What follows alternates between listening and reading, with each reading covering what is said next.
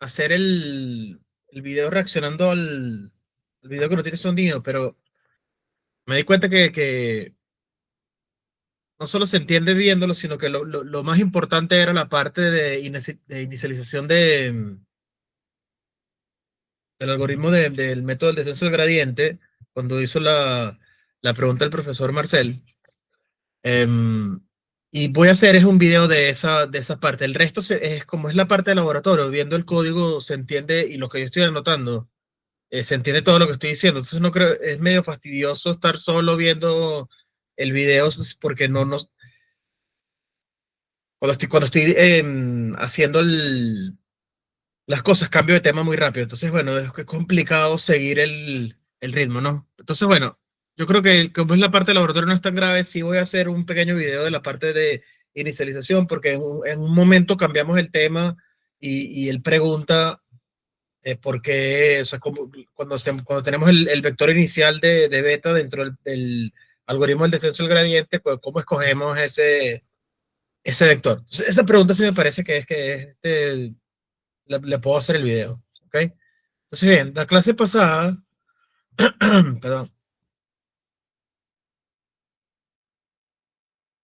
la clase pasada básicamente hicimos lo siguiente. Dijimos, ok, vamos a hacer clasificación, ¿ok? Definimos más o menos el problema de clasificación, sea el más básico que es la clasificación binaria. Esto básicamente lo único que dice es que Y, que ahora decimos que cada uno de los elementos de Y pertenecen a un conjunto C y la acotación que hacemos es que C tiene que ser un conjunto discreto y finito. Si la cardinalidad de C es 2, es clasificación binaria. Si es mentira, es decir, para cualquier cardinalidad mayor a 2, ¿ok? Simplemente utilizamos el término como clasificación. En algunos casos lo llaman multiclase, pero bueno, en realidad es simplemente clasificación. Luego que vimos, al igual que cuando estamos haciendo regresión, yo les digo, bueno, quiero hacer regresión lineal, perdón, quiero hacer regresión, en cuyo caso simplemente tratamos de conseguir una función cuya salida está en R, ¿ok? Cuando yo digo quiero hacer regresión lineal, esto sigue siendo parte de lo que queremos hacer. La única diferencia es que ahora la función tiene una forma. Esa forma simplemente es que voy a tener un modelo que va a ser beta traspuesto por X.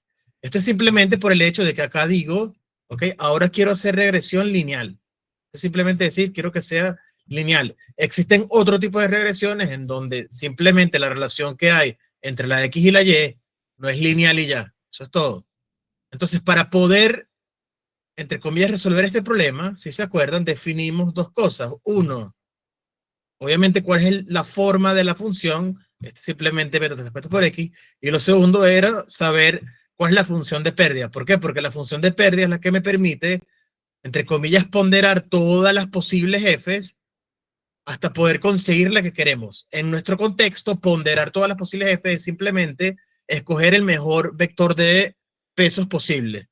Entonces, el problema a resolver era, si se acuerdan, argmin, y aquí colocamos, dependiendo del vector beta, de la norma 2, de y menos x beta elevado al cuadrado. ¿Ok? Esto es lo que habíamos hecho hasta ahora. Esta es la función de pérdida. Y luego el problema a resolver es este, tal que tratamos de conseguir los mejores pesos posibles. Entonces, bueno, ¿qué nos dimos cuenta? Ok, dependiendo de la forma del problema, hay una solución y tenemos una solución analítica a esto. En la clase pasada dijimos, ok, vamos a hacer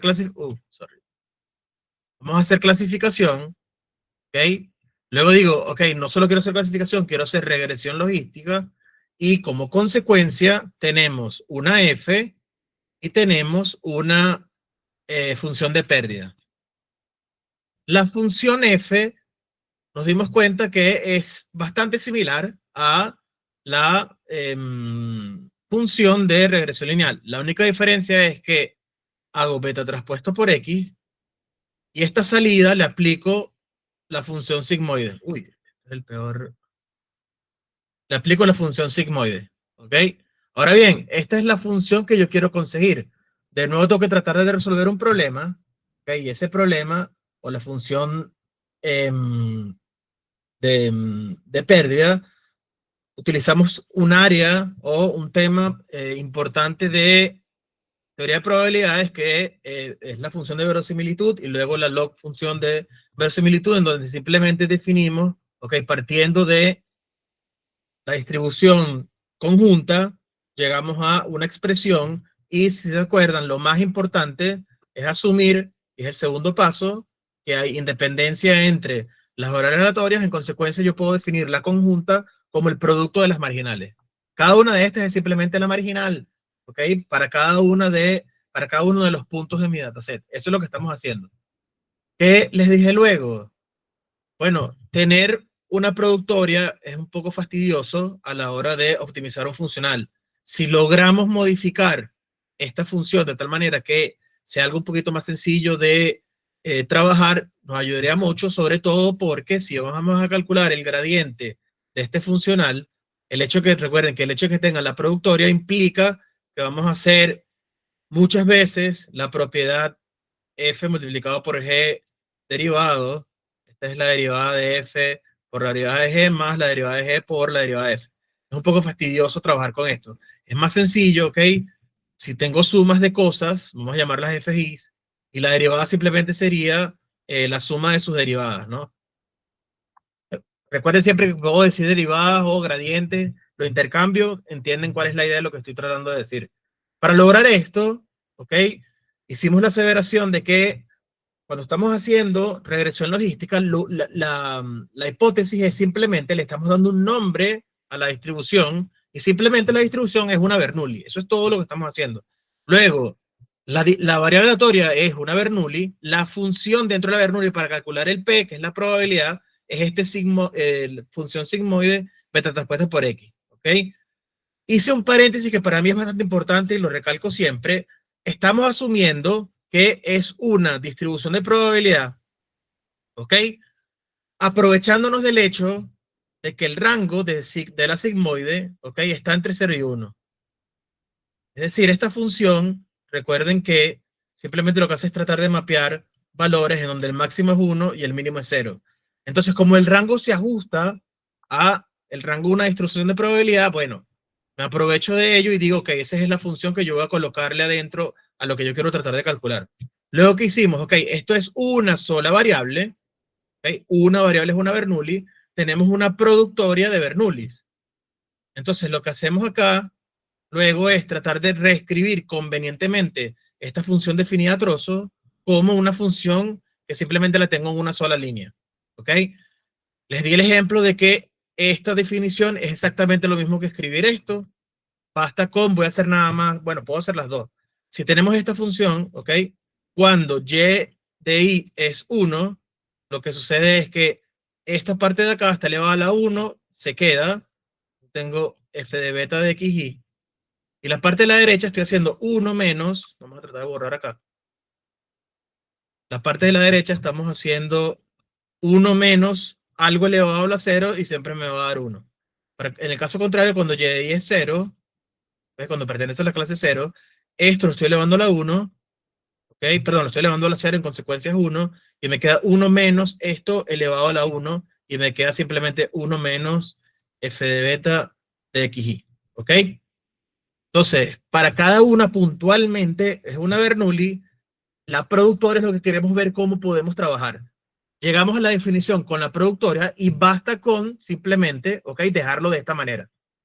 Entonces la pregunta es, bueno, ¿qué puedo hacer para transformar esto en algo útil que pueda yo utilizar eh, para los fines de lo que queremos hacer? Sea usar métodos de descenso del gradiente, considerar una solución analítica, lo que sea. Entonces, para lograr esto, lo último que tenemos que hacer es tratar de aplicar la función logarítmica a la distribución conjunta. Y esa va a ser mi función de pérdida, ¿ok? Entonces, al aplicar el logaritmo de la conjunta, el logaritmo de la conjunta simplemente lo transformamos, si se acuerdan, bueno, propiedades de logaritmos, el logaritmo de la productoria es la suma de los logaritmos, luego el logaritmo de a a la x es x por el logaritmo de a, un poco de propiedades de logaritmos y nos queda una expresión bastante sencilla que es simplemente la suma desde igual 1 hasta n de el valor de la clase para el punto i del logaritmo del valor de su probabilidad, más 1 menos la clase, logaritmo 1 menos la probabilidad. ¿Ok? Esta es la función que nos quedó. Ahora bien, si se acuerdan, aquí en scikit-learn, ¿dónde está?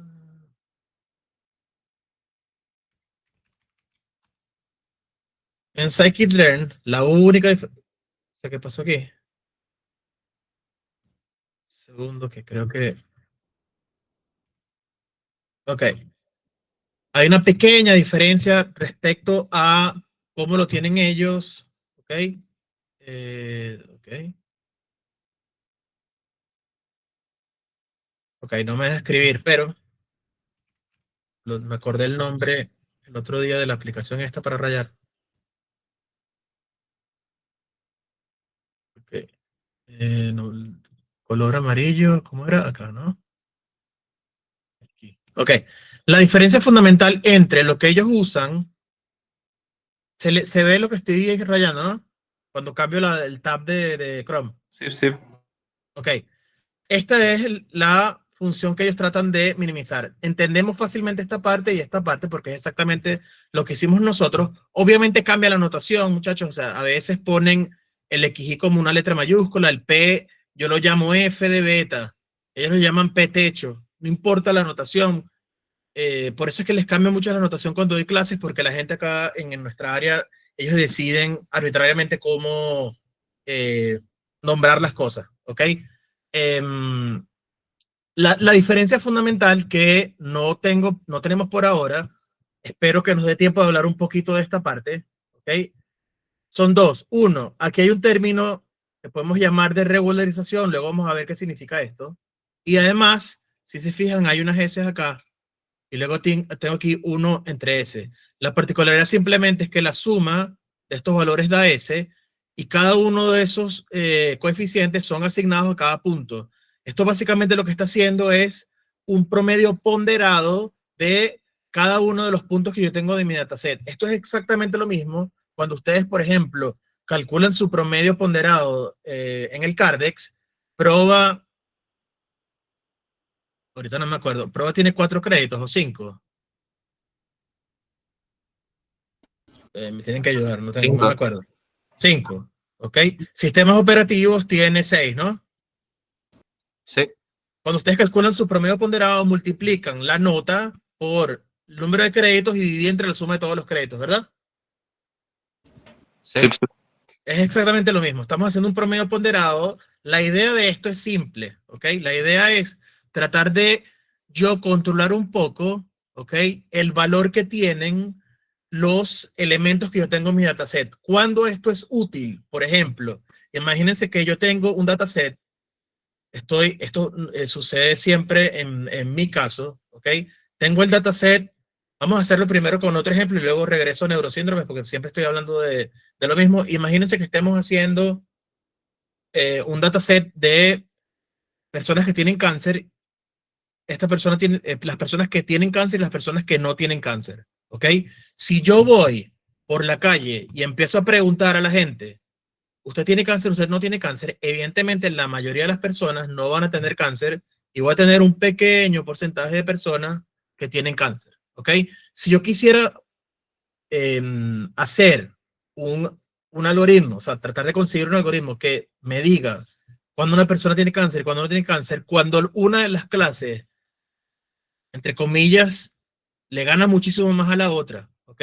Implica que estamos en un caso que es no balanceado, ¿ok? No es balanceado.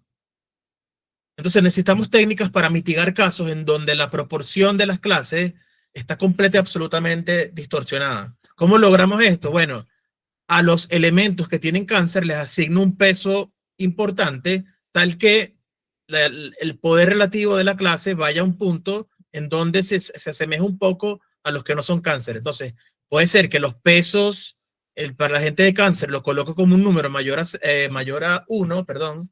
El elemento neutro de la multiplicación es 1, entonces tiene que ser mayor a 1. ¿Cómo borro? Aquí. Le asigno un elemento mayor a 1 y a los elementos de no cáncer les asigno un coeficiente entre 0 y 1 ¿ok? SDI para los que tienen cáncer, y lo que voy a hacer simplemente es tratar de bajarle un poco la importancia y estoy tratando de nivelar, más o menos nivelo un poco qué tanto aportan a mi función de optimización. Esto lo vamos a ver y lo vamos a entender muchísimo más cuando les dé curvas ROC. Por ahora no se preocupen mucho, pero ya va que necesito aquí, ok. Esto lo que nos ayuda es entender un poco, bueno, para qué yo necesito colocar estos pesos, ¿no?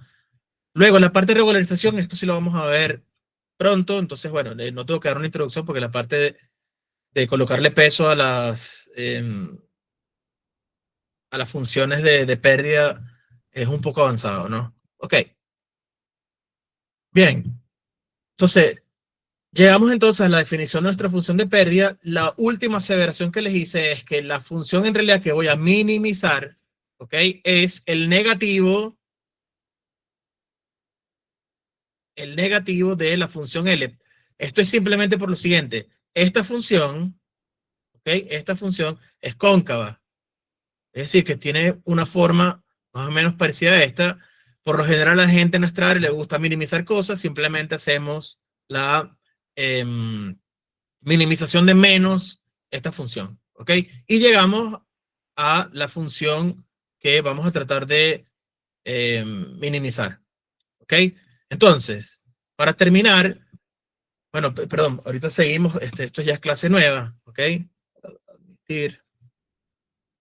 En el caso, por ejemplo, que tuviésemos nada más una característica, nuestra función para predecir, para calcular las probabilidades, imagínense que tenemos nuestro algoritmo, conseguimos el valor de beta, del vector beta. Para calcular la probabilidad, basta con, ¿ok? Aplicar la función sigmoide evaluada en XY.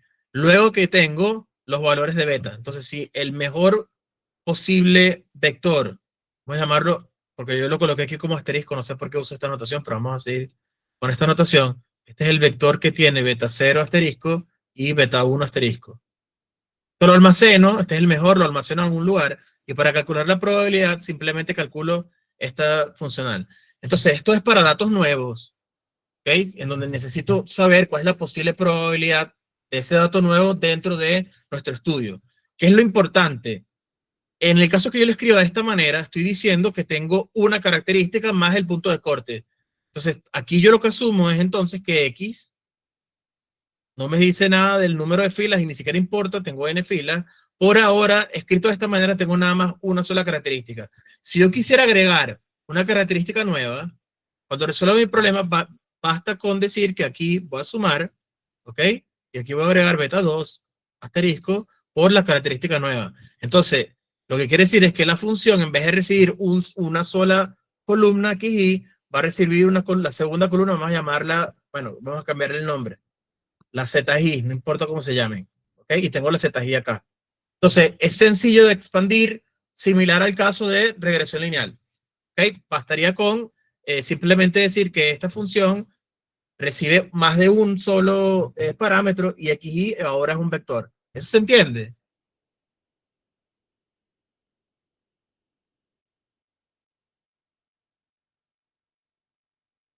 ¿Se entiende? Como esta función me regresa una probabilidad, no me importa si esto es un vector o no, porque para que esto yo, entre comillas, lo modifique, para que reciba un vector, basta con agregar términos acá. ¿Ok?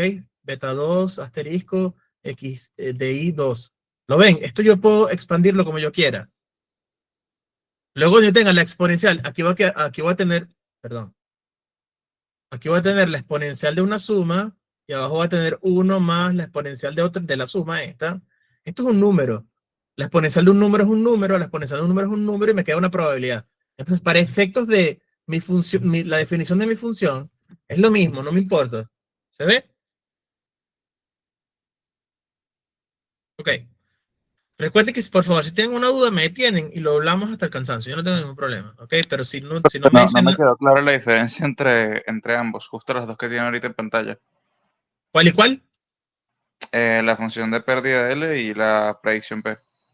ok, Digital. fíjate, esta es la función de pérdida. ¿Eso qué quiere decir? Que el problema que yo voy a resolver es arg min para todos los posibles betas de menos la suma desde igual 1 hasta n. Bueno, vamos a tratar de escribirlo todo. Y de i log. De hecho, voy a quitarle este nombre y le voy a colocar este, ¿ok? Porque es lo mismo, es p de xy. ¿Por qué le coloqué paréntesis acá? No lo necesito, ¿no? Ah, de hecho no lo usé. Okay, lo que voy a hacer es quitar esto y voy a colocar un corchete para que se vea un poco mejor.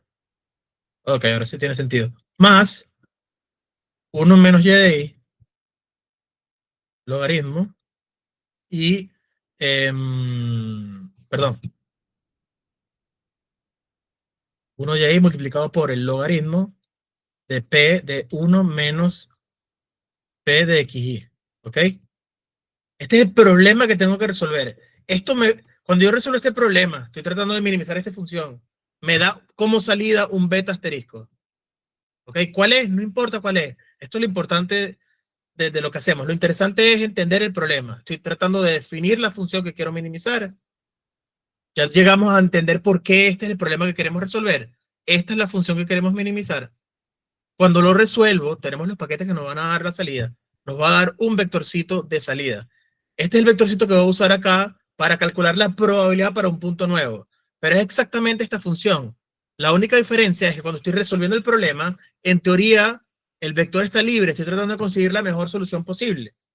¿Ok? Luego que resuelvo el problema, tengo mi vector solución. En la fase de predicción, lo que yo voy a hacer es almacenar en RAM literalmente un vector de P posiciones, siendo P el número de características más 1, si queremos almacenar el punto de corte. Y en fase de predicción lo que vamos a hacer es la exponencial de la suma de beta de i por, vamos a llamarlo x de i j. Entonces tengo que cambiarle aquí el nombre. Vamos a colocar aquí beta j, x de i j, para todos los j. ¿Esto qué es? Lo vimos en la primera clase. Esto es exactamente beta traspuesto, asterisco, porque este es el mejor posible, multiplicado por la x. Entonces, yo tengo mis datos. Entre mis datos tengo siempre mis datos en filas. ¿Ok? Agarro una de estas filas, la meto acá en esta funcional, y la única diferencia respecto a regresión es que antes nos conformábamos con tener este valor, ahora aplicamos la exponencial del valor dividido entre 1 más la exponencial del valor. Esa es la función sigmoide, ¿ok? Evaluado en beta traspuesto por x, es exactamente lo mismo que esto, y tengo un valor que está acotado en 0,1. En consecuencia, la interpretación es que eso es una probabilidad. Eso es todo lo que estamos haciendo, ¿ok? Entonces, la diferencia es, con esta función, consigo el mejor beta posible, y ese beta asterisco es el que voy a utilizar acá en esta para poder predecir. Ahora, esta función es exactamente lo mismo que esta, son simplemente nombres que uno le da. ¿Ok? ¿Cuál es la diferencia? Esta manera de escribir esta función de pérdida funciona para cualquier f, ¿ok? Para cualquier f que esté entre 0 y 1. Entonces uno pudiese modificar la forma de la función y resolvemos un problema que tiene la misma función de pérdida, pero para otro funcional. Entonces lo único que cambiaría luego es mi predicción tiene otra forma, pero estamos haciendo la más sencilla posible para que nuestra vida sea más fácil. Eso es todo. Entonces cuando yo resuelvo el problema, tengo mi vector solución beta asterisco, que ese es el que voy a usar aquí para la predicción. ¿Se entiende? Ok, creo que voy agarrando. ¿Ok? Entonces esto es, para resolver, tengo el mejor posible, lo uso luego en fase de predicción. Esto que está aquí es exactamente lo mismo que escribir función sigmoide evaluada en beta traspuesto asterisco, obviamente, por xy. Es lo mismo, son simplemente maneras de nombrar las cosas. ¿Ok? Bien. ¿Qué hicimos luego? Bueno, aquí es donde explico lo de regresión múltiple, donde uno puede expandir el número de parámetros y obviamente uno lo puede escribir como quiera. Podemos escribirlo como x traspuesto por beta, ¿ok? O lo puedo escribir como la suma, lo que acabo de hacer de los j, de beta j, x de i j. No importa cómo lo escribamos, para p, porque tengo simplemente p valores, ¿ok? Lo interesante es entender, ¿ok? Dependiendo del número de características que tenga, ¿ok? Luego tengo mi función de predicción. Lo más interesante, si se acuerdan, esto me faltó un poquito en el resumen, en el caso de regresión lineal, en teoría funciona bien cuando la relación entre las Y y las X, vamos a poner aquí las Y, es lineal. La aseveración en regresión logística es si el logaritmo de la proporción de la probabilidad de la clase 1 dividido entre la probabilidad de la clase 0 es lineal, entonces esto va a funcionar bien. ¿Se ve? Entonces, a pesar de que se parecen mucho las propiedades, evidentemente cambia un poco la interpretación porque estoy haciendo clasificación. Eso es todo lo que está sucediendo. ¿Ok? Bien, vamos a un poquito de código.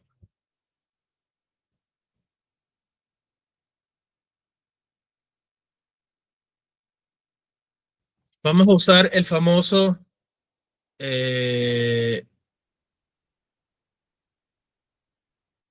ok. Bueno, ahorita vemos si datos. Ok. Vamos a usar, esto es uno de los datasets más sencillos que uno pueda conseguir. Este es un dataset que trata tiene 4 características de flores y pues, las tenemos que clasificar en setosa, versicolor y virgínica. ¿Okay? Son tipos de flores y uno coloca cuáles son las clases. Son 3 clases, estas 3. Las columnas es ancho de sépalo, alto de sépalo y creo que longitud de pétalo y ancho de pétalo. ¿Ok? ¿Qué particularidad tiene este dataset? Y aquí empezamos a entender un poco la parte de ingeniería más que la parte matemática. Si vemos acá, aquí tengo mi matriz de datos, ¿ok? Esta matriz de datos, esto simplemente es un diccionario en donde la primera llave, se dice llave, no sé, la primera llave va a la matriz X. Esta matriz X, ¿ok? Pertenece a R de 150 por 4. ¿Esto qué es? Tengo 150 individuos, de los cuales cada uno de ellos tiene 4 características, dependiendo de ancho, alto de sépalo y pétalo, ¿ok? Entonces, interesante, cuando uno luego bajamos un poco, fíjense que target, que es mi Y, ¿qué particularidad tiene, muchachos?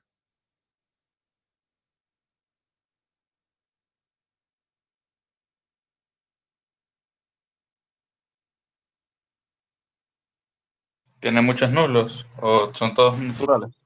Es una sola regla. Estas son las clases. Estas son las clases. Si es 0, recuerden, aquí les estoy explicando, las clases son, la 0 es setosa, la 1 es versicolor, la 2 es virgínica, ¿ok? ¿Qué particularidad tiene? Que ustedes pueden darse cuenta acá.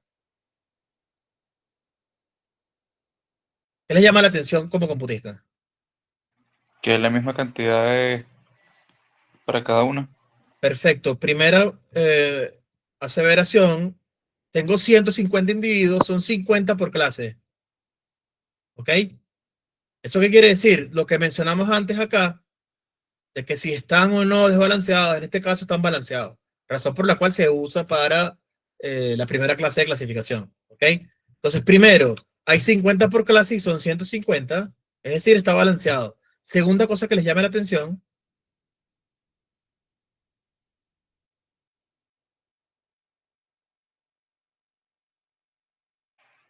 Que ya están ordenados, quizá. Están ordenados. Ok, están ordenados. ¿Qué tipo de problemas creen ustedes que eso pudiese traer? Aquí intuitivamente.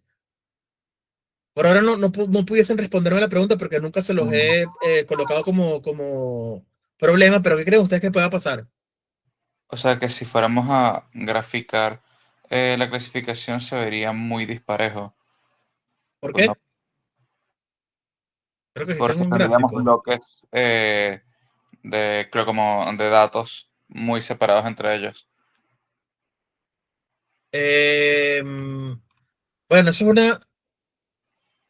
Está bien, ¿no? Pero eso es una consecuencia de hacer clasificación. Como lo estamos colocándole a Y, es 0, 1, 2, evidentemente vamos a separarlo un poco, ¿ok? Entonces sí, en verdad, eso puede suceder a la hora de graficar, pero no es donde quiero llegar, ¿ok?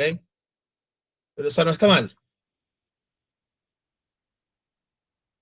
Por ahora no hemos hablado de lo siguiente, y eso lo vamos a expandir en el tema 4, que es cuando intentamos crearlo o de conseguir los modelos, ¿ok? Por ahora no, les he dicho, tengo mi función de pérdida, hago mi argmin para tita, y mi función de pérdida recibe tita. ¿Ok? ¿Qué aseveración falta acá? En verdad, esto es dependiente de cuáles son los datos que estoy utilizando para poder conseguir mi tita. ¿Ok? Y lo otro es, bueno, pudiese yo comparar modelos, porque puede ser que yo quiera comparar modelos. Cuando yo resuelvo este problema para regresión logística, la salida es un tita asterisco, ¿correcto? Este tita asterisco lo voy a usar para hacer la sigmoide de tita asterisco traspuesto multiplicado por x. Ahora bien, ¿qué pasaría si yo quiero comparar diferentes modelos? Y quiero compararlo con un tita 1 asterisco traspuesto de x. Y lo que quiero decir es, por ejemplo, en vez de usar, qué puedo yo controlar? En vez de usar que cada uno de los elementos tienen, ya que a veces me cuesta, ok. Si cada uno de los elementos tienen el mismo peso, yo pudiese decir, ok, quiero ahora conseguir un modelo en donde la suma me siga dando S, pero los SDI y SDJ no son iguales. Quiero agregarle diferentes pesos a todos mis puntos porque me dio la gana, quiero agregarle pesos. Por ejemplo, en el caso de este, digo, las versicolor pesan 2 y las demás pesan 1. Quiero agregarle el doble de importancia a las versicolor. ¿Por qué? Porque quiero hacerlo de esta manera. Entonces, si hago esa aseveración, ¿ok? Si hago esa aseveración, ¿cómo yo pudiese comparar la salida de los modelos? Si yo coloco que todos los pesos son los mismos, puedo llamarlo mi modelo número 1. Cuando cambie los pesos, uno nuevo, bueno, este lo llamé 1, aquí a borrar, para que tenga más sentido, y este es el 2. Tengo mi peso 2, asterisco. ¿Cómo yo hago para comparar estos dos? ¿Sí? Necesitaría de alguna manera poder compararlos. Entonces, la respuesta es que nuestros datos, ¿ok? Nuestros datos, en verdad los tenemos que separar de tal manera de luego tener un ambiente controlado para poder comparar los diferentes modelos. Hay muchas maneras de hacer esto. La más sencilla, si han leído el tema, es separar X y Y en lo que llamamos entrenamiento y prueba, ¿no? Entonces, consigo todos mis modelos tratando de entrenar entrenamiento. Aquí tengo mi tita 1, tengo mi tita 2, hasta llegar a mi tita n. Depende de cuántas veces lo quiera hacer, no importa.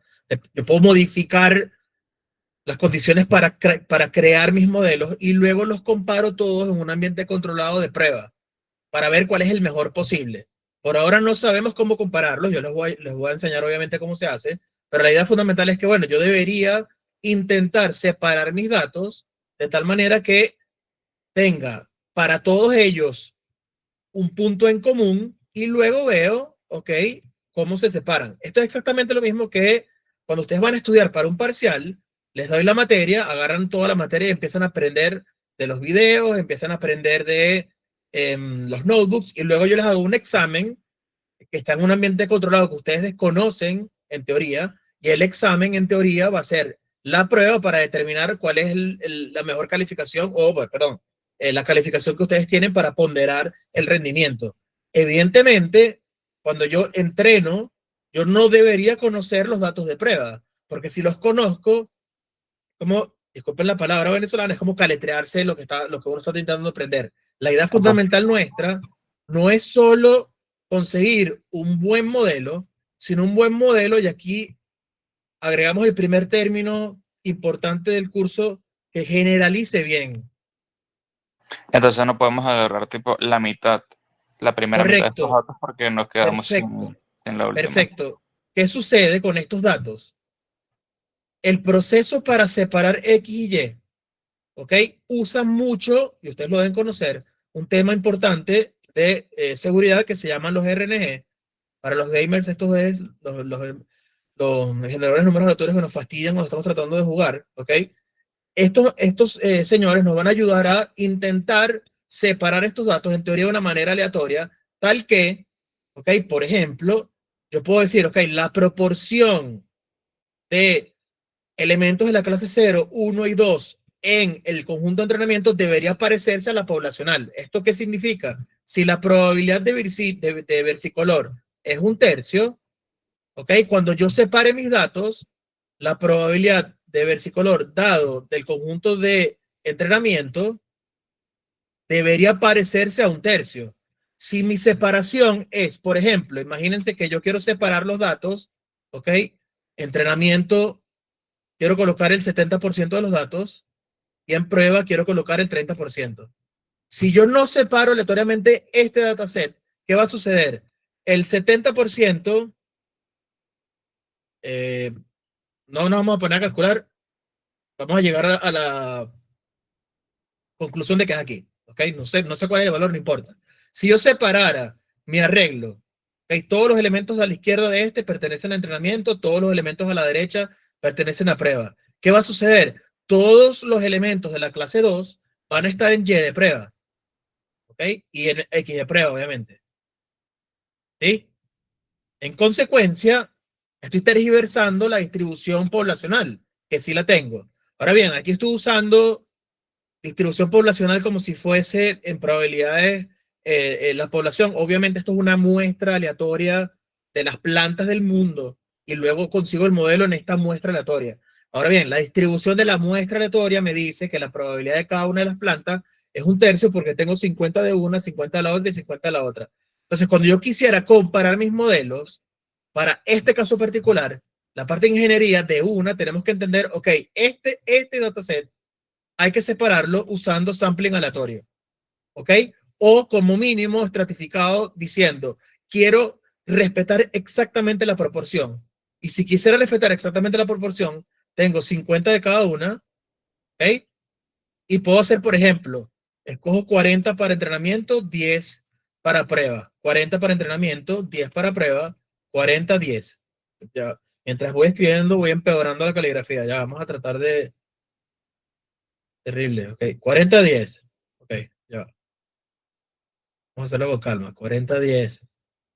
40, 10 y 40, 10. Ok. Esto yo lo puedo controlar. Yo puedo decir, ok, quiero separar mis datos de esta manera y aquí empiezo, luego que tenga esta configuración, es importantísimo almacenarla y que sea reproducible. Para eso usamos las semillas de los generadores de números aleatorios, de tal manera que si alguien viene y quiere reproducir mis resultados, puedan generar esta distribución, estos cortes de la mejor manera posible, o sea, de la misma manera, perdón. Ahora bien, aquí hay algo importantísimo que no se menciona mucho en la comunidad. Ustedes que vieron prueba, la primera parte de prueba era conteo. ¿De cuántas maneras se puede hacer esto? Vamos a hacer este ejercicio sencillo. Quiero separar el 40 días, 40 días. Del tamaño del conjunto factorial para cada conjunto. En algún lado usamos factorial, sí. No nos vamos a extender mucho, vamos a hacerlo de una vez, ¿no? En este caso es como si tuviésemos... estos son combinaciones con repetición. La idea fundamental es, ok, ¿cuántas van a ser? Van a ser, para la primera clase, de las 50 voy a escoger 40, ok, y luego aquí, las 10 que me quedan, las escojo todas ellas. Esto todo me va a dar 1 para todas las clases, multiplicado por, esto es para la primera clase, la segunda va a ser, de las 50 escojo 40, ok, está bien, de las 50 escojo 40 multiplicado por 10 en 10, y luego aquí, lo mismo, de las 50 escojo 40, 10 en 10. ¿Por qué usamos esto? Esto es el número de casos posibles si fijáramos 40 y 10, ¿ok? Lo estoy fijando. ¿Por qué esto es así? Porque cuando yo selecciono aleatoriamente, si yo seleccionara primero luego y luego cambio el nombre, la manera de seleccionarlo, no me importa el orden en la cual lo selecciono. Lo que me interesa es que los elementos pertenecen al conjunto. Por eso es que uso combinaciones con repetición, ¿ok? Ahora bien, ¿cuánto es esto? Entonces vamos a ayudarnos. Esto es las combinaciones de 50 en 40 al 3, ¿no? Al cubo, porque es 3 veces que tengo esto. Este número da 1.08 por 10 a la 30. Entonces fíjense que para un caso tan sencillo como separar los datos, ¿ok? En 3 conjuntos. Bueno, son 6 conjuntos, pero los grados de libertad, luego que selecciono 40, es 1, porque los 10 que quedan son los que voy a colocar en el resto. ¿Okay? Fíjense que un problema tan sencillo como tener 150 elementos y selecciono 40 y luego agarro los otros 10, ¿ok? Tengo 1.08 por 10 a la 30 posibilidades, ¿ok? Entonces esto es un punto álgido en el área que no se trabaja mucho, y es que cuando luego de que nosotros separamos los datos, asumimos que estadísticamente es significativo, y la respuesta es que obviamente no lo es, ¿ok? Ahora bien, aquí viene la parte teórica, ¿ok? Cuando uno hace análisis teórico de lo que estamos haciendo, se puede demostrar que hacer esta aproximación en una sola partición en verdad puede ser, si está todo bien, si todas las condiciones se cumplen, generaliza bien para todos los posibles casos. Ahora bien, es claro que puede existir una combinación malévola, no sé, por ejemplo, yo no sé si quizás este valor, este y este, que siguen una distribución que no tiene nada que ver con el resto de sus elementos. Si ellas 4 entran al conjunto de entrenamiento, voy a tener un buen rendimiento. Si entran al conjunto de prueba, no, siempre me voy a equivocar. ¿Por qué? Porque esas 4 en verdad no son unas plantas que no son terrestres, vienen de afuera, los colocaron unos aliens ahí, hacen que se parezcan a las plantas originales, pero en verdad no lo son. Entonces, este tipo de cosas en donde uno no puede controlar en verdad si la muestra que uno está escogiendo es significativa o no, en verdad, lastimosamente tenemos que obviarlo. ¿Por qué? Porque desde el punto de vista práctico, es imposible que hagamos todas las posibles combinaciones y comparemos todos los modelos para todas las posibles combinaciones de todas las muestras que podemos conseguir. ¿Ok? Ni siquiera sabía que existía esta palabra, nonillion. ¿Ok? Pero bueno. Bien. Esto lo vamos a ver en tema 4, esta pequeña introducción, en tema 4, donde vamos a ver cómo podemos entre comillas, separar el dataset de una manera inteligente. Toda esa parte, ok, si quieren ir leyendo, ustedes todos son 100% seguros, son capaces de entender solos. Es la parte de model selection, ok. Hay muchas maneras de hacer selección. Por ahora Metrics no lo lean porque esto es para medir cuando los modelos funcionan bien o no, pero la parte de cómo separamos los datos para conseguir y evaluar los estimadores, ok, es la parte de cross-validation o validación cruzada. Esto lo vamos a ver después. Fíjense que aquí lo mismo lo dice. Tenemos el X de prueba, Y de prueba, y aquí hay muchas maneras de separar los datos. Cuando veamos la clase 4, ¿ok? Para que vean que no les estoy mintiendo. 04. Les estoy mintiendo porque es la 5, ¿ok?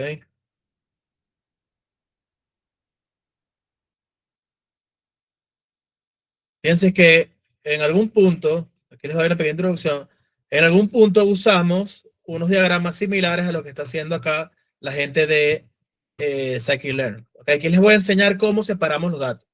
De los más sencillos a, obviamente, los más complejos. Entonces va a depender, obviamente, de los datos. Por ejemplo, les puedo explicar de manera rápida un caso que obviamente les decía, tiene sentido. Cuando uno hace... cuando uno separa los datos para series de tiempo, no es tan sencillo como separar los datos de manera aleatoria. Porque si son series de tiempo, estamos en presencia de un proceso estocástico, el amarillo, obviamente, estamos en presencia de un proceso estocástico en donde la variable tiempo es súper importante. Si yo quisiera predecir el valor de una acción en el tiempo 100, yo necesito los tiempos anteriores, 99, 98, bueno, si pudiese separarlo de manera discreta, ok, pero asumamos que se puede, necesitaría para poder predecir los elementos desde el 20 al 40, ok, necesito los que están antes. Entonces, para series de tiempo en particular, dividir de manera aleatoria no sirve para nada. ¿Por qué? Porque no tiene sentido que yo quiera predecir lo cojo de manera aleatoria y uso como valores, vamos a cambiar el color, podemos colocar, no va a servir, yo creo que genere contraste verde. Si yo selecciono estos valores de entrenamiento para predecir los que están en color negro, no tienen nada de sentido. Entonces, ¿cómo separamos los datos? Es bastante dependiente a el contexto que estamos resolviendo. Para series de tiempo, tengo que respetar la parte estocástica de que la variable tiempo es muy importante. ¿Ok? Hay muchas maneras de separar los datos, no me voy a extender mucho, pero para que vean que uno puede empezar a pensar muchas cosas que son útiles. El motivo importante o la razón por la cual es importante separar los datos, caemos de nuevo a este punto, perdón, me gusta más el de aquí, ¿ok? Que es el pipeline mínimo que vamos a utilizar siempre para conseguir nuestros datos. ¿Qué va a hacer? Tengo mis datos originales, ¿ok? Tengo que separarlos de alguna manera en datos de entrenamiento y datos de prueba. Luego tengo que tratar de conseguir los mejores parámetros. Eso quiere decir que tengo un conjunto de parámetros disponibles, los consigo y en algún lado, lo deben haber escuchado, obviamente luego que los consiga uno puede reentrenar los modelos para luego tener una evaluación final, ¿ok? Dentro de, bueno, un mes y medio, esto va a ser bastante sencillo para todos, ¿ok? Por ahora parecen ser cosas esotéricas, luego va a ser bastante sencillo de entender. Entonces, bien, regresamos a la regresión, ¿ok? Bien, el diccionario disponible para este dataset trae la matriz, trae la y trae otras cosas, ¿ok? Trae, por ejemplo, la descripción del dataset. Y esto es un ejemplo de un dataset que está bastante bien definido. Es muy importante muchas veces entender el contexto de lo que estamos usando, de tal manera de, bueno, si yo entiendo el contexto, me doy cuenta de una que estos datos tengo que separarlos de manera aleatoria, y no tiene sentido que lo haga usando los índices, por ejemplo, del 0 al 100 entrenamiento, del 101 al 149 van a ser de prueba. Ahora bien, si yo viera que la distribución de estos señores es 0, 1, 1, 2, 2, 1, 0, 0, 0, 1, si están distribuidos, o sea, si uno ve que están todos mezclados, ahí yo puedo decir, bueno, X de test, perdón, X de prueba, simplemente van a ser todos los valores hasta el 100. Y luego X, bueno, aquí X de prueba van a ser, ok, selecciono todas las columnas y selecciono las filas desde la primera hasta la 100 y luego X de test va a ser desde la 100, esto es de 0,99, está bien, desde 100 hasta el final para todas las columnas, ok. Esto solamente lo pudiésemos hacer si yo sé que esta distribución es completa y absolutamente escogida de manera aleatoria. Si tiene un orden, como estamos haciendo acá, yo no lo puedo escoger de esta manera, simplemente necesito un generador de números aleatorios que me escojan los valores de tal manera que respete más o menos la distribución de un tercio para cada una de las clases. ¿Ok? La parte de biología no la vamos a tratar, ¿ok? Pueden meterse, leer el paper si quieren. Eh, Creo que es de 1970, algo así, 73. Bueno, es los datos que usamos siempre, ¿ok? Si imprimimos, obviamente, respeta un poco el formato, esto no nos importa mucho. Entonces, bien, fíjense acá, existe un método, okay, lo definí arriba, en donde uno quiere, en vez de recibir toda esa información, quiero nada más la X y la Y. Entonces simplemente le digo que retorne X y Y en true, y tengo aquí la X y la Y, eso es todo. Entonces bien, si yo hago, está aquí, si yo hago X de shape, no lo había leído, fíjense que me da 150 porque tengo 150 plantas disponibles, 4 porque es el número de columnas, ¿ok? Entonces, si asumimos el orden que está en scikit-learn, el orden es que las columnas 1 y 2 tienen que ver con el sépalo, 3 y 4 tienen que ver con el pétalo. Luego tengo longitud y ancho. Entonces, los nombres, targets, es simplemente cuáles son los valores en castellano o en inglés, lo que sea, de cuáles son las posibles clases. Nosotros obviamente deberíamos mapear estas clases a 0, 1, 2 si quisiéramos construir nuestros modelos. ¿Ok? Entonces, fíjense esto. Hice este gráfico, ¿no? En donde aquí uno ve más o menos las limitaciones que podemos tener a la hora de visualización. Esto es, wow, un desastre. Quiero quitarle la llena. Ok, fíjense.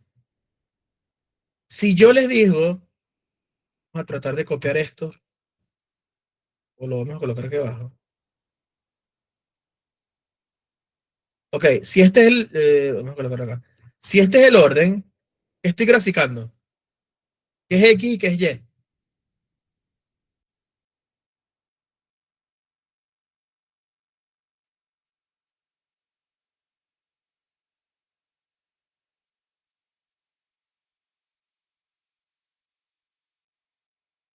Muchachos, lo tenemos aquí.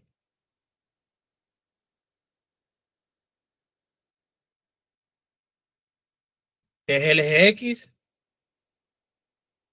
No lo puedo rayar. Aquí sí puedo, aquí no puedo. Es que hay como hay un canvas imaginario. Bueno, Profe, creo que me perdí un poquito, profe. aquí estoy haciendo el diagrama de dispersión. Estamos en estadística descriptiva. Estoy haciendo el diagrama de dispersión de las características de mi dataset. Entonces, esto es lo que es un scatterplot en inglés, un diagrama de dispersión. El diagrama de dispersión recibe como parámetro, ¿ok? Una variable y otra variable. Esto es, obviamente, lo que estoy haciendo entonces es graficar los pares ordenados X de 0, primera columna con, perdón, bueno, columna 0 con la columna 1, ¿ok? El segundo. Ah, si hago zoom out, el canvas se va perdiendo. Entonces tengo que tener cuidado con eso, ok. Bueno, ya va. Estoy graficando. Me da fastidio ahora esto. X de 1 contra la columna 0 contra la columna 1. Quiere decir, todos mis datos, tengo mis datos que tienen 4 columnas, grafico los pares ordenados de la primera columna y la segunda columna. Además, le coloco como color, ¿ok? El valor de la clase. Esto es lo que nos da el siguiente gráfico. ¿Ok? Lo que nos dice es, aquí tengo longitud de sépalo. Vamos a hacerlo con texto. Ok, en este caso está revisando los sépalos. Ese es el código de dispersión de los sépalos. Por Correcto, eso, sépalo. ¿Ok? ahora sí. Y en el eje Y tengo ancho de sépalo. Entonces, cuando uno ve esto, quiero hacer clasificación. Entonces, la forma en la cual tenemos nuestra función, ¿ok? Primero, no sabemos, les expliqué cómo hacer regresión logística. En el caso de una sola clase, la generalización la vamos a ver abajo en el caso multinomial, ¿ok? Ahorita vamos a ver en el caso binario qué es lo que hay que hacer, porque tenemos 3 clases, ¿no? Es lo primero. Ahora bien, olvídense de esto, ¿ok? Imagínense que estamos tratando de resolver este problema. Haciendo los gráficos de dispersión nos damos cuenta de cosas. Por ejemplo, si yo tuviese una recta acá, ¿ok? Y yo puedo decir, ok, todo lo que esté por encima de esta recta es de la clase púrpura, y luego tengo otra recta acá, y digo, todos los que están aquí son verdes, y todos los que están acá son amarillos, ¿ok? Ese es mi criterio de decisión. No estamos haciendo regresión logística, estoy inventando algo nuevo, ¿ok? ¿Qué se dan cuenta de ese criterio? ¿Va a funcionar bien? Bueno, es muy efectivo para una de las clases, pero para las otras no. Correcto. Entonces, ¿qué sucede? ¿Ok? Aquí nos vamos a dar cuenta de una cosa. Lo primero que nos vamos a dar cuenta, cuando tengamos un modelo que trate de predecir, ¿ok? Imagínense que no estamos en regresión logística, estamos haciendo otra cosa. Imagínense que la probabilidad para un X me dé un vector de 3 posiciones, tal que la suma de las posiciones me dé 1 y me diga cuál es la probabilidad de cada una de las clases.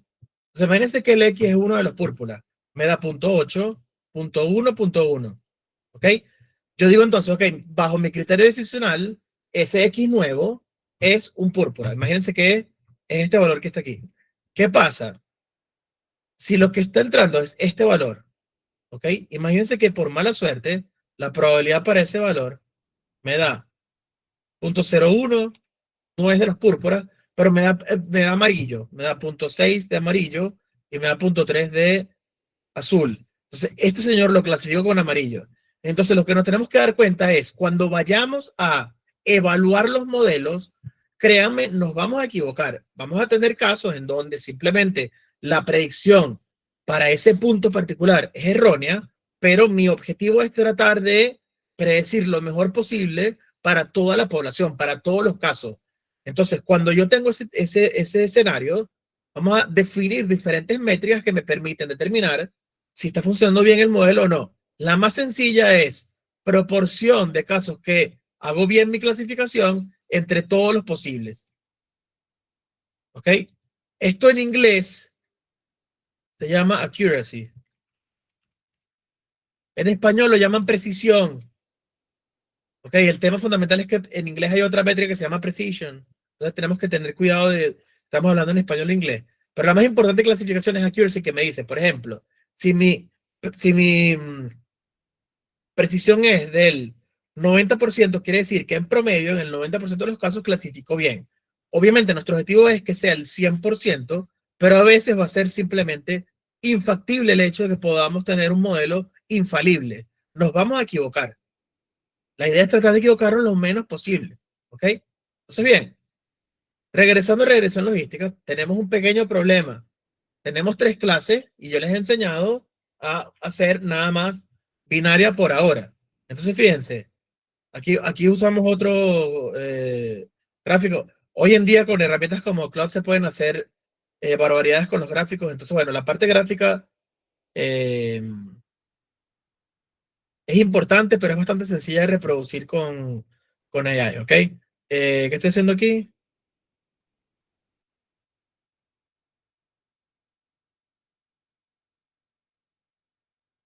Aquí no coloqué color, ¿ok? Bien. Entonces, fíjense. Como queremos hacer clasificación binaria, el primer ejemplo puede ser, ok, vamos a tratar de clasificar. Tenemos que regresar a saber cuál es la clase 0, 1 y 2, porque no me lo sé. La cetosa versicolor virgínica, ¿ok? Entonces, si quiero hacer clasificación binaria, una primera posible decisión, siempre didáctica, ¿ok? Es decir, ok, en verdad voy a tratar de separar, de hacer el modelo de cetosa contra las otras 2 clases. Entonces, lo que yo puedo hacer es transformo mi Y usando literalmente un operador binario que sea Y es mayor que 0. Entonces, para todos los valores que la Y es mayor que 0, le coloco la clase 1. Para todos los valores que la Y es 0, le coloco la clase 0. En consecuencia, estoy logrando, o como resultado, está un poco desbalanceado ahora el dato. Voy a tener 50 elementos para la clase Y, perdón, para la clase 0, para la clase 0, y voy a tener 100 elementos para la clase 1. ¿Ok? Entonces, claro, obvio, estamos tergiversando un poco la distribución de los datos, pero es simplemente de manera didáctica para entender cómo conseguir el modelo de regresión logística. ¿Ok? Entonces, como lo que recibe nuestro modelo es recibe valores enteros, simplemente parseamos todo nuestro arreglo de booleanos y los transformamos como enteros. ¿Ok? Eso es todo lo que estamos haciendo acá. Y tenemos este vector de ceros y unos. Acá hice muchas maneras, me acuerdo, en una de las clases hicimos muchas maneras de poder lograr tener nuestro arreglo de ceros y unos. Aquí lo hicimos simplemente con un for y luego lo hicimos con una lista, list comprehension, comprensión de listas, ¿ok? Al final da exactamente lo mismo, ¿no? No le prestan mucha atención a esto. Entonces, bien, cuando vayamos a usar scikit-learn, ¿ok? Fíjense que uno puede colocar el valor de la semilla cuando estamos tratando de conseguir los valores de solución o conseguir los modelos. En el caso de regresión lineal, creo que en nuestro ejemplo no manipulamos tanto los parámetros, pero basta con, por ejemplo, si vamos para acá, clasificación, logistic, ¿ok? En la definición del método, tienen que tener mucho cuidado cuando estén en scikit-learn. Una cosa son las guías de usuario en las cuales ellos explican la teoría. Si quieren ir a la parte de código, normalmente va a tener el mismo nombre. ¿Okay? Y vamos a la parte de código y la diferencia fundamental es que van a estar en la zona de API diferente de estar en la zona de usuario, de la guía de usuario. ¿Ok? Importante eso. Entonces aquí en la parte de API vemos cuáles son los posibles parámetros. ¿Ok? Si leen esto, ya que algunas cosas ya las podemos entender. ¿Ok? ¿Qué creen ustedes que es este parámetro?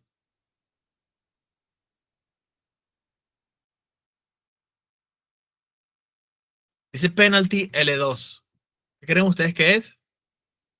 Tiene que ver con el fallo, con compensar los fallos o castigar los fallos. ¿No?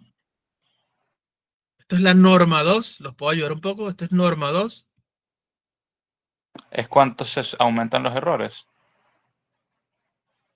No, en la definición de función de pérdida. ¿Se acuerdan? Si usamos el cuadrado es con la norma 2, podemos usar la norma 1 también, ¿sí? Esto simplemente me dice la función de evaluación de los errores dentro de la función objetivo. Si uso L2, que es la por defecto, estoy usando la norma 2. Si uso L1, uso valor absoluto en vez de la norma 2, ¿sabes? Sí. Esto sí no lo pueden saber, esto es un poquito complicado. Hay veces que en optimización uno define un problema.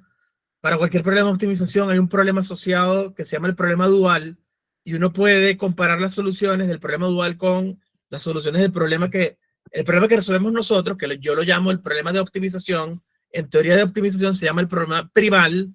El dual es el problema asociado al dual, donde uno puede relacionar las soluciones y algunas veces es más sencillo resolver el problema dual que el primal. Eso lo vamos a ver en máquinas de soporte vectorial. Por ahora no le presten mucha atención. ¿Qué creen ustedes que es tolerancia? Sí lo pueden saber.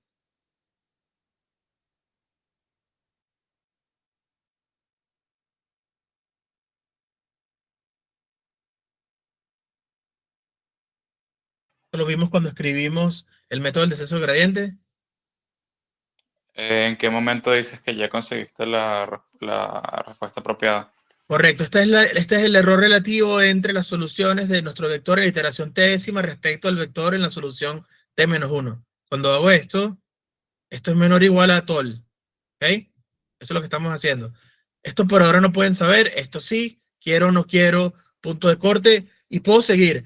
Solver es simplemente cuál es el algoritmo que voy a usar para resolver mi problema. Puede ser Adam, puede ser LDFGS, puede ser método de descenso del gradiente, no importa. Hay muchas maneras, hay muchos resolvedores. ¿Okay? De hecho, habla un poco de los resolvedores aquí, ¿no? Si ven cálculo numérico 2 de nuestro pregrado, se ven, seguro se ve este Newton CG, este no, y este creo que sí se ve, pero no sé si se sigue abriendo cálculo numérico 2 en el pregrado. Luego, ¿cuántas iteraciones queremos? Esto si queremos hacer programación paralela. Esto si queremos que imprima o no imprima muchas cosas, si es multiclass o no. Y el último Swarm Start es básicamente inicializo mi algoritmo, tengo un beta inicial y luego lo vuelvo a comenzar desde cero utilizando ese beta inicial. Es simplemente una manera de tener una buena aproximación a la hora de inicializar los pesos. ¿Ok? Entonces, fíjense, la parte teórica es la más importante. ¿Ok? Hay mucha parte computacional que es igual de interesante. No podemos ver todo. ¿Ok? Si tienen alguna pregunta, lean cosas, pregúntenme. En muchos casos voy a poder saber la respuesta. Obviamente en la mayoría no, porque yo no programé esto, las uso a menudo, pero hay muchísimas cosas que uno puede hacer con todos estos métodos. ¿Ok? Entonces, regresando, ya tengo dos menús de graficar. De hecho, este lo puedo quitar, porque el otro está funcionando relativamente bien. Ok. Ok, vamos a tratar de conseguir, ¿sí?, el modelo de regresión utilizando 100 iteraciones y colocando como random state en 0. Fíjense, en este caso particular, ¿ok?, no estoy separando mis datos. ¿Por qué? Porque no estoy haciendo por ahora selección de modelos. ¿Por qué? Porque no les he explicado ni siquiera cómo evaluar los modelos o no. Simplemente estamos corriendo el método de regresión logística para entender las salidas. Eso es lo que estamos haciendo. ¿Ok? Entonces, bien, corro el modelo. Ya resolvió. Aquí veo la primera fila de mis datos. Aquí veo la tercera fila, perdón, las filas 0 y 1 de mis datos. ¿Ok? Luego, fíjense, si yo quisiera predecir para las filas 0 y 1, basta con llamar al método predict del modelo para las filas asociadas. Y obviamente las salidas son dos elementos. ¿Ok? Es tan sencillo como, bueno, paso parte de de mis datos para poder ver cuáles son las salidas. Luego, de las Yes, también puedo ver cuáles son las dos salidas. En este caso particular, cuando empezamos a hacer modelos no va a suceder. Fíjense que la primera predicción es exactamente la misma que la predicción que tengo disponible, y la segunda predicción es exactamente la Y que tengo disponible. De hecho, si hago la predicción para todos los elementos de la clase 0, no se equivoca en ninguno. ¿Okay? Y para todos los elementos de la siguiente clase, es posible que se equivoque un poco. Ahora bien, predict, primera cosa importantísima que vamos a aprender, predict en el API de scikit-learn me devuelve los elementos dentro, los Y que están en C. Si uso predict proba, ¿ok? Me va a dar, lo que acabo de explicar, el vector de probabilidades asociado a esa predicción. Entonces aquí lo primero que me va a decir es, esta es la probabilidad de que el X pertenezca a la clase 0 y esta es la probabilidad de que pertenezca a la clase 1. Evidentemente la suma de los elementos de predict proba tienen que dar 1. Entonces, tomen en cuenta una cosa. La gente de este paquete comete el error de colocar predict proba, ¿ok? Yo no digo vendiendo porque es un término fastidioso, pero sí asegurando que son probabilidades, y recuerden que en realidad no lo son. En realidad simplemente nuestra salida está mapeada en el conjunto 0,1 y como restricción, porque yo usé la distribución Bernoulli a la hora de definir mi función, es obvio que la suma va a dar 1. Ahora bien, es posible que la probabilidad para ese caso, la real, que no la podemos conocer, que la probabilidad real sea 0.7, qué sé yo, y que la probabilidad que fuese de la otra clase fuese 0.3. No lo podemos saber.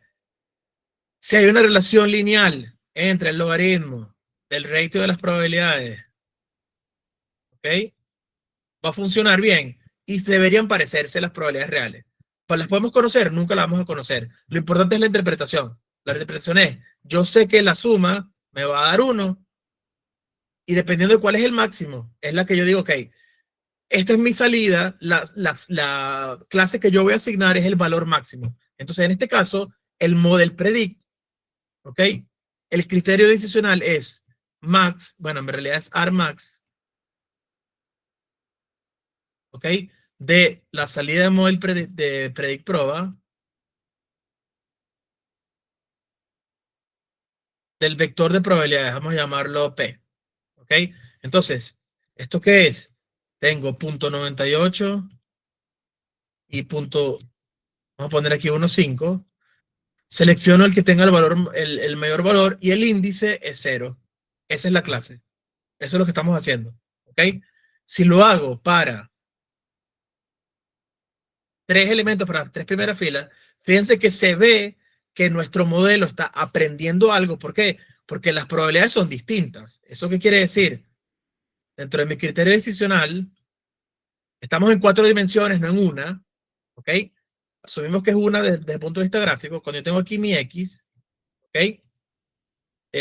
Lo que está sucediendo es que las primeras plantas están cayendo por acá, ¿ok? Están cayendo por acá. Bueno, están cayendo de lo... Está bien, o sea, aquí el valor, como me da 0.98, este es 1 menos la sigmoide de beta transpuesta por X. ¿Ok? El valor de la sigmoide me está dando un número bastante bajito, en consecuencia la probabilidad es un número que está por aquí que es más o menos bajo. ¿Ok? Entonces, bueno, ¿por qué funciona tan bien? Porque este dataset es muy sencillo, es muy fácil de hacer clasificación. ¿Ok? Lo importante por ahora es la interpretación de lo que estamos haciendo. No estamos dándole tanto énfasis a si es complicado o no conseguir un buen modelo. Este dataset es demasiado sencillo de conseguir un modelo que sea bastante sencillo. ¿Ok? En este caso particular, además, fíjense que me están dando el intercept, ¿ok? Que es el punto de corte, y el vector de coeficientes. Fíjense que tiene 4 elementos. ¿Lo ven? Entonces, claro, es obvio que lo que estamos haciendo entonces es la sigmoide de beta traspuesto, vamos a colocarlo acá, traspuesto, me dio estos valores, no me pongan a escribir todo. Bueno, este es menos 2, menos 6, 11 y 5. ¿Ok? Y hay un punto de corte. Esto lo voy a multiplicar por la entrada X y le voy a sumar, bueno, le voy a restar menos 1.18. ¿Ok? Recuerden, un vector traspuesto por otro, esto es un número, menos un número es un número, sigmoide de un número es un número. Eso es todo. Eso es todo lo que estamos haciendo. ¿Ok? Sigo. Recuerden que sigo y me detienen. ¿Ok?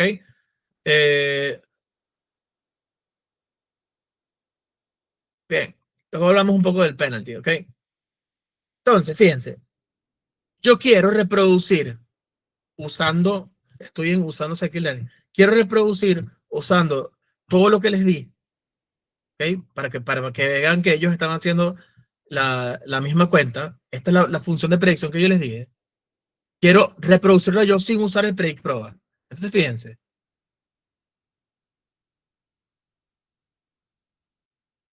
Este es el valor que nos da predict proba. ¿Ok? ¿Qué quiere decir esto? Que para la fila 0, la probabilidad que pertenezca a la clase 0 es 0.98 y que pertenezca a la clase 1 es 0.01. Entonces, si queremos usar la función de calcular probabilidades, que yo se las dije, ¿ok? La acabo de mostrar, ¿ok? Fíjense que es tan sencillo como, ¿ok? Aplicar beta traspuesto por X, ¿sí? Esto me da un valorcito. Luego, aquí expliqué que es conmutativo, ¿no? Es lo mismo hacer beta traspuesto por X que X por el modelo. Cambia básicamente lo siguiente, como lo que me está retornando coef es un vector fila, tengo que transformarlo con una traspuesta. Si lo utilizo como en la fila de X, no tengo que hacer el traspuesto. Por eso es que usamos las dos maneras de hacerlo. ¿Esto por qué entonces? Bueno, en general, como está escrito en el código, ellos hacen X traspuesto por beta. Pero cuando yo explico todo, incluso cuando uno está trabajando en matemáticas, por lo general colocamos siempre los coeficientes a la izquierda y las variables están a la derecha, pero no necesariamente quiere decir que sea una convención. Bueno, de hecho es una convención, no importa cuál lo estemos utilizando. Fíjense que da el mismo valor. ¿Ok? Sigo. Entonces, la predicción, fíjense que la predicción, aquí estoy haciendo beta traspuesto por X exponencial, ¿ok? Perdón, aquí nada más estoy haciendo beta traspuesto por X. Luego aquí hago la exponencial de beta traspuesto de X más el punto de corte. Fíjense que uso de NumPy la exponencial, lo mismo que calculamos acá, le sumo el intercept. ¿Okay? Esto me va a dar entonces la probabilidad que X sea 1. Y fíjense que me da exactamente el mismo valor. ¿Ok? Fíjense que nos da exactamente el mismo valor. 0.1592, 0.1592. Para calcular la otra, como es un complemento, basta con hacer 1 menos ese valor. Eso es todo. ¿Ok? Luego bien, hago el mismo cálculo, ¿ok? Hago los mismos cálculos para el punto 1, utilizando la misma fórmula. La única diferencia, ¿ok? La única diferencia que tienen que tomar en cuenta, cuando estamos explicando los primeros modelos, fíjense que usamos nada más una sola característica. Aquí uso 4 características porque tenemos ancho, longitud de pétalo, ancho y longitud de sépalo. Hacemos todo el cálculo y luego vemos cuál es 1 menos ese valor. ¿Ok? Entonces, ¿cuál es la idea de utilizar estos paquetes? En vez de uno reescribir todas las funciones desde cero, simplemente llamamos a predict proba. Mi interés es que ustedes sepan que cuando yo llamo predict proba, se está llamando a esta función. Eso es lo que voy a evaluar, posiblemente lo que les pueda preguntar. Y obviamente la parte interpretativa de lo que está sucediendo. ¿Okay? No les voy a preguntar, deriven cuál es la función de pérdida y calcúlame el gradiente. Esto no es un curso de matemáticas, eso está escrito en todos lados, uno lo revisa y ve cuáles son las soluciones. Ahora bien, la interpretación de por qué llegamos a esta fórmula, qué significa esto, les puedo preguntar, por ejemplo, les doy esta expresión, ¿cuál es el rango de este valor? ¿Por qué decimos que es una probabilidad? ese tipo de cosas. ¿Ok? Entonces, bien, para terminar, vamos a ver qué queda. Ok. En el caso multinomial, uno lo puede generalizar. Fíjense que yo puedo llamar a regresión logística, ¿ok?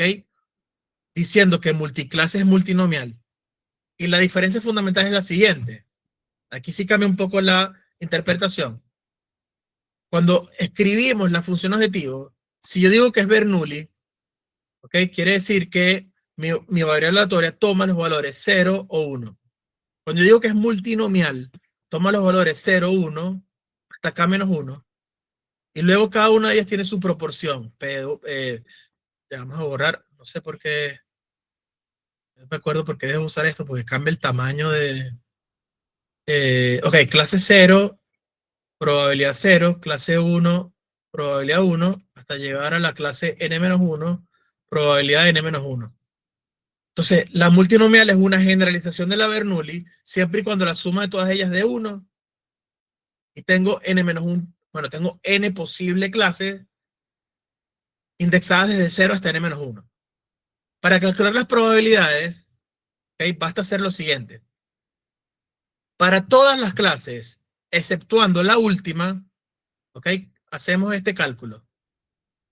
Para la última, hacemos este cálculo. ¿Ok? Ya yo les escribí una prueba de por qué esto es así y es fácil de entender y la voy a montar ahora en el Discord. No lo voy a dedicar en la clase porque no va, esto tiene que ver con, bueno, con los grados de libertad. Si yo tengo las probabilidades, ¿ok? Si tengo las probabilidades para un vector de probabilidades, tengo las disponibles 0, 1, hasta llegar a la n-2, la última no está libre, porque si yo tengo la restricción de que sumen 1, la última en verdad depende de las n-1 anteriores, ¿ok? Entonces es más o menos la razón por la cual para la última clase utilizamos en el numerador 1 más esta suma de tal manera que todo calce. Van a ver luego los cálculos que yo hice y es bastante sencillo de entender, ¿ok? Luego, desde el punto de vista interpretativo, ¿cuándo funciona bien? ¿Ok? Regresión logística con muchas clases. Si para regresión logística la relación de las probabilidades, ¿ok? Del logaritmo de las probabilidades para la clase 0 y 1, el ratio, es lineal, va a funcionar bien si el ratio para todas las posibles combinaciones de clases, ¿ok? Es lineal. Si tuviese 3, quiere decir lo siguiente. Si yo comparo log de probabilidad 0 contra probabilidad 1, esto es lineal. Esto se cumple y log de P1 contra P2 es lineal. Y log, ¿cuál me falta? P0 contra P2 es lineal. ¿Ok? Cuando esto pasa, quiere decir que va a funcionar bien regresión logística con múltiples clases. ¿Ok? Esa es la idea fundamental. Es simplemente generalizar la misma idea para el caso con solamente 2 clases. Entonces, fíjense. Cuando vayamos a calcular, ¿ok? Cuando vayamos a calcular en el caso multinomial, las probabilidades, en vez de tener una sola salida, fíjense que si yo hago, no sé si ya lo... sí, ok. Cuando vayamos a calcular las probabilidades, fíjense que, bueno, les pregunto, así de intuición, ¿ok? ¿Por qué creen ustedes que ahora tengo este arreglo de para una sola? Fíjense que es para... ya hice algo mal.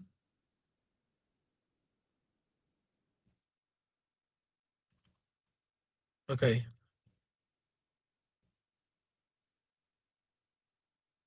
Hicimos algo mal acá.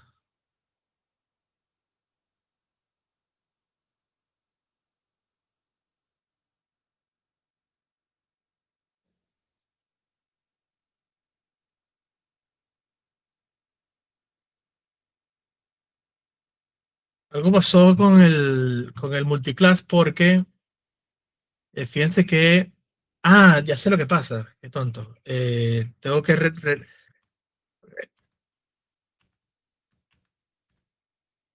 Ahora está bien.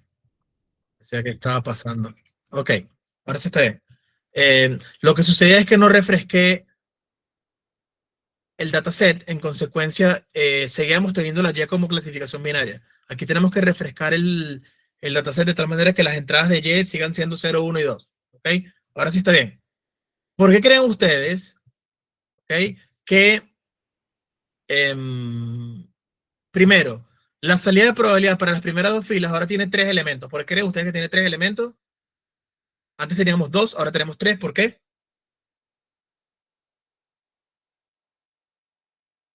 ¿Me escucho? Eso es todo. Si ahora tengo 3 clases, mi salida de probabilidad me tiene que dar 3. O sea, es tan sencillo como eso. ¿Ok? Que cambia, que sí es bastante radical.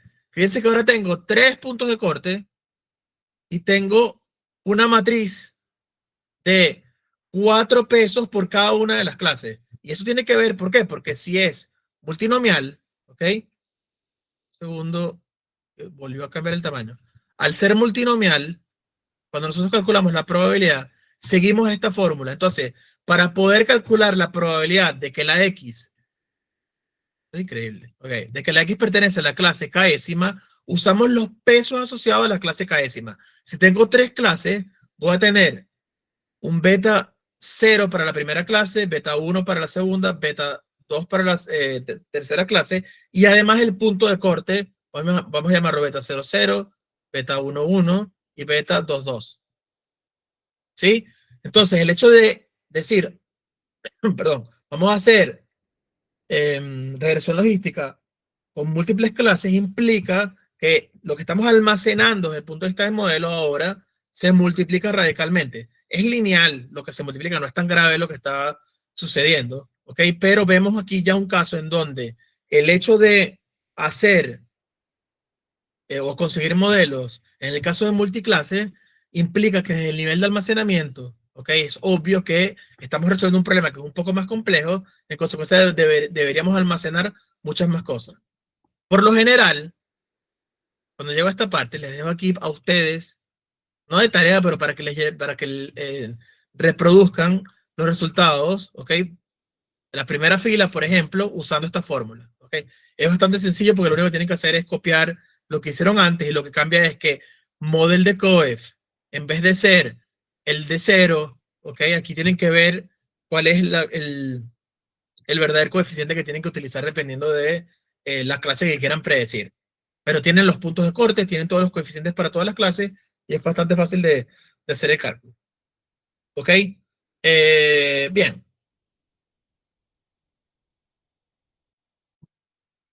Creo que por hoy está bien. ¿Okay? La clase que viene el miércoles va a ser bastante, un poquito más larga, va a durar. Voy a intentar empezar un poquito antes y terminar como a las 45, 50. Y vamos a ver regularización. Se voy a explicar 2 minutos qué es regularización. Básicamente la idea fundamental es, ok, cuando vayamos a resolver los problemas, esto llama la atención y uno puede pensar que es bastante complicado, lo vamos a ver que es bastante sencillo. La parte de regularización va a ser simplemente ver cómo podemos hacer para agregar a nuestro problema una posible penalización sobre el modelo, sobre el vector que estoy tratando de conseguir, de tal manera que pueda generalizar mejor para casos, por ejemplo, si estoy haciendo regresión lineal, ok, la nube de puntos, imagínense que está así, ok, y me da este valor, esta es la posible recta. En algunos casos, para algunos datasets vamos a tener mala suerte, y vamos a tener algunos puntos por aquí, que comúnmente se conocen como outliers, ¿no? Son valores que son extraños, que están dentro de nuestros datos y estamos tratando de conseguir la relación lineal. Y me parece que tengo miles de datos acá. Y tengo algunos señores por aquí. Tengo algunos datos que están muy por fuera de la distribución poblacional. Cuando suceden estos casos, necesitamos técnicas para poder mitigar y eliminar, ¿ok?, el posible impacto que nos dan estos valores que son, entre comillas, extraños, de tal manera que sigamos consiguiendo modelos que son relativamente buenos. Y luego lo vamos a explicar en la clase cómo es esto. Entonces, básicamente, al final, Ok, vamos a ver que esto es una analogía de decidir cuál es la complejidad del modelo. Eso es todo. Ok, vamos a verlo paso a paso y lo vamos a entender bastante bien, pero bueno, explicarlo 20 minutos ahora o 15 minutos no tiene sentido porque tengo que empezar desde cero, igual la clase que viene. Pero eso es lo que vamos a tratar de ver. Vamos a ver cómo podemos hacer para eliminar ruido y ver si al eliminar ruido generalizamos mejor para la mayoría de casos posibles. Eso es lo que queremos hacer. ¿Ok? Luego que veamos esto, vamos a hacer una analogía y entender que en realidad también estamos hablando de... ¿Ok? Vamos a ver el punto 4.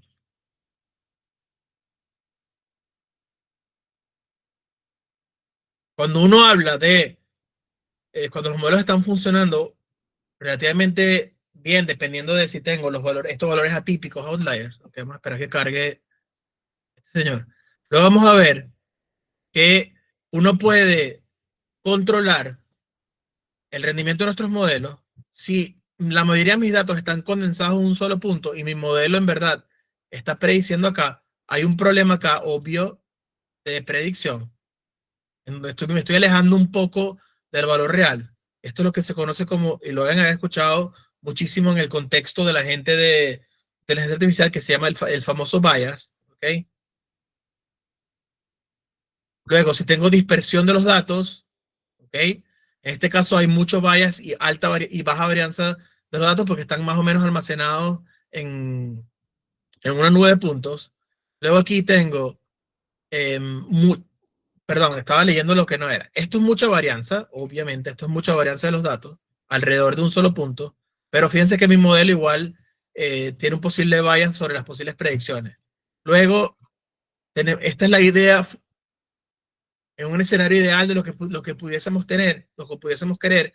La mayoría de los datos están almacenados en un solo lugar y mi modelo está justamente teniendo una predicción exacta sobre este punto. Y luego vamos a intentar definir, ¿ok? Cómo podemos, ¿ok? Controlar el sesgo y la varianza de los modelos de tal manera que podamos tener una métrica útil de decir, ok, cuando mis modelos de verdad están teniendo predicciones que se acercan a la media poblacional, ¿ok? Y cuando la varianza, que es justamente esta parte de los valores atípicos, fastidia en la posible predicción de nuestros modelos. Y vamos a llegar a una expresión, por ahora no importa cómo se llega, va a ser demasiado fácil de entender al final. Vamos a llegar a una expresión en donde nos vamos a dar cuenta, ¿ok? Que lo único que podemos controlar de un modelo es su varianza y su bias, y nunca vamos a poder controlar la varianza del ruido de la población. Esto es justamente el ruido que hemos venido definiendo, ¿ok? En donde, bueno, si yo no puedo controlar el ruido de nuestros modelos, va a haber una parte de la vida real que nunca vamos a poder aprender. Solamente nos podemos enfocar en lo que podemos controlar, que es qué tan dispersas son nuestras predicciones y qué tan certeras son dependiendo de la posible media poblacional. Entonces, esta compensación que hay entre cuán variante quiero mi modelo y cuán certero lo quiero, yo lo puedo controlar. Y esas son justamente las técnicas de regularización. Solo que primero aquí vemos cómo mitigarlo y luego le damos un enfoque o una explicación, entre comillas, teórica de lo que está pasando. ¿Ok? Esto es un pequeño resumen, luego vamos a condensar todo y hacer una conexión entre todas las ideas. ¿Ok? Entonces, bien, el miércoles vemos un poco de regularización. Vamos a ver cómo podemos controlar entonces la complejidad de los modelos. Vamos a ver unos grafiquitos para entender, bueno, cómo varían los pesos de los modelos. Algunas veces los modelos tienen muchísimos pesos en cero, que los llamamos sparse. Eso quiere decir que nada más entonces necesitaría estas características.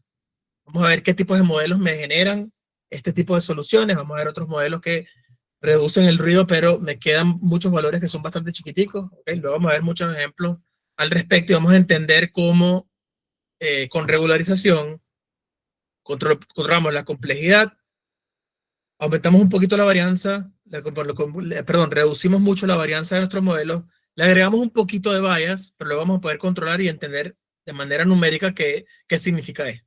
¿Okay? Entonces, bien, como siempre, preguntas me pueden escribir. Estoy bastante contento con ustedes porque la mayoría está viendo todos los videos. Es bastante raro en un curso de pregrado, la mayoría de los videos ya tienen 20, 25 views, así que bueno, me parece que está bien. Si tienen alguna pregunta, por favor, me fastidian, siempre estoy en el Discord, me pueden escribir y les respondo, ¿ok? Entonces, bueno, cualquier cosa nos vemos entonces la semana que viene, ¿ok?